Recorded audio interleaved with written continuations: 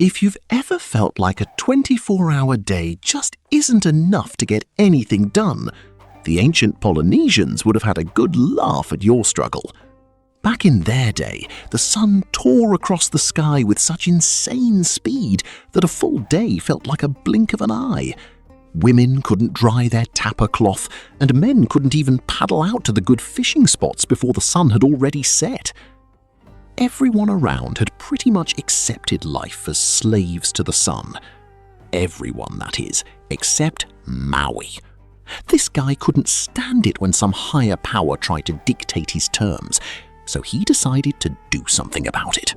Today, you're going to learn how, using a mix of pure wit, custom-made gear, and a bit of hair-raising ingenuity, Maui pulled off the ultimate ancient life hack to steal time back from eternity. Stick around until the end, and you'll understand exactly why our days look the way they do today, and the brutal price Maui had to pay so we wouldn't have to rush through life. Let's dive in. Back in those days, the sun, the great Te Ra, moved across the sky with blistering speed. Life for his people had become an endless, exhausting race. Maui saw his mother struggling to dry her bark cloth, but the sun would dip below the horizon before the first drop of moisture had even evaporated. Maui finally hit his breaking point. He started questioning everything. Why are we living at this breakneck pace? Why should we be slaves to the sun? When he told his brothers he planned to catch the sun and force it to slow down, they thought he'd lost his mind. Stop a god? Seriously? That sounded more like a death wish than a plan. But Maui was a master persuader. He reminded them that they weren't just mortals, they were wielders of ancient magic. Eventually, gritting their teeth, the brothers signed up for this insane mission.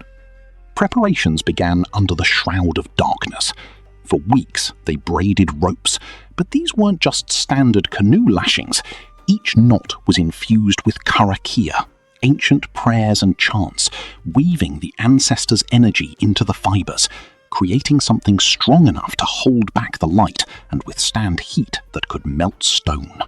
But his ultimate trump card was a legendary relic that struck fear even into the gods, a magical fishhook crafted from the jawbone of his great-grandmother, the goddess Murirangawenua. This wasn't just a hook, it was a weapon capable of shattering the very essence of celestial beings. Once they were ready, the crew headed east toward the rising light. They moved like ninjas, traveling only by night, hiding in shadows to ensure the sun wouldn't spot their approach. It was a grueling trek through jungles and over jagged rocks to the edge of the abyss where the sun emerged each morning. When they reached the spot, Maui didn't wait in the open. He knew the sun would see them, so he ordered his brothers to build shelters out of clay and branches to hide from the scorching heat that heralded the god's arrival. Then came the moment of truth. The air began to tremble, and the eastern sky bled into a deep, angry red. Te Ra began to rise from the depths. His brothers, tough warriors by any standard, were absolutely losing it. The heat became unbearable. Their skin was blistering, their eyes were stinging. One by one, they tried to drop the ropes and bail, but Maui wouldn't let them. He roared, "Hold the line, no matter what!" As the sun climbed halfway out of its cave, Maui gave the signal.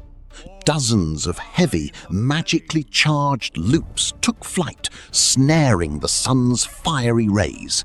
The brothers hauled on the ropes with every ounce of strength they had, anchoring them to the rocks and trees. The sun roared in fury and shock. It thrashed, trying to break free, showering the earth in a hail of sparks. The ground shook, and the clay walls protecting them began to crack under the massive tension. In that critical moment, With the ropes stretched to their breaking point, Maui leaped from his shelter. He dove straight into the center of the flaming chaos and started smashing his hook into the very heart of the sun. Each strike unleashed a flash that blinded everything. Maui struck again and again, breaking the god's pride until he finally weakened. The great Te Ra cried out in agony and begged for mercy. "Why are you doing this, Maui?" the sun pleaded. "If you kill me, the world will be plunged into eternal darkness." But Maui had no intention of killing the sun. He just wanted time. He made the god swear that from then on he would travel across the sky slowly and majestically, giving people the chance to actually enjoy the light. Only when the sun, battered and exhausted, finally surrendered did Maui order his brothers to release their grip. Breathing heavily and bleeding golden light, Te Ra slowly climbed to the zenith. Its rays no longer burned with that frantic, punishing speed. For the first time in history, the day didn't end the second it began. People finally had time to actually live.